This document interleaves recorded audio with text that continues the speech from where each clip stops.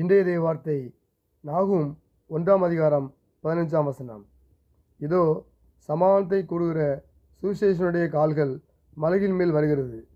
யூதாவே, உன் பண்டிகைகளை ஆசரி, உன் பொருத்தனைகளை செலுத்து.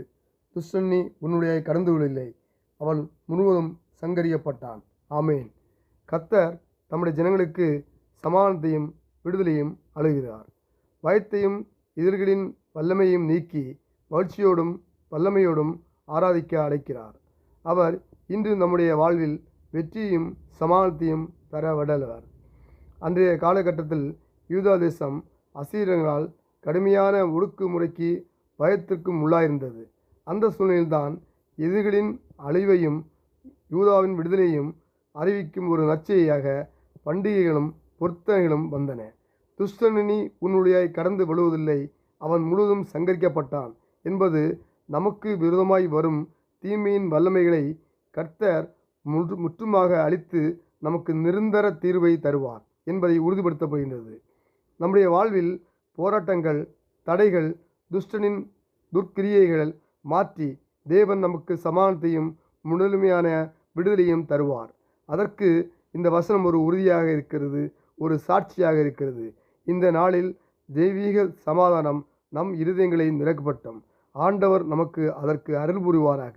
கடவுள் மக்களுக்கு தீமை செய்த பொல்லாதவன் இனி வரமாட்டான், அவன் அழிக்கப்பட்டு விட்டான் என்கிற இந்த வசனம் மூலமாக நமக்கு கூறுகிறார். ஆண்டவரே, நீர் தரும் சமாதானத்திற்காகவும் பாதுகாப்பிற்காகவும் நன்றி. என் வாழ்க்கையில் உள்ள எல்லா வளங்களையும் ஆண்டவரே நீ தந்து ஆண்டவரே எங்களுடைய பயங்களை நீக்கி உம்மை நம்பி வாழ கிருபை தாரும். இயேசு நாமத்தில் பிதாவே, ஆமேன்.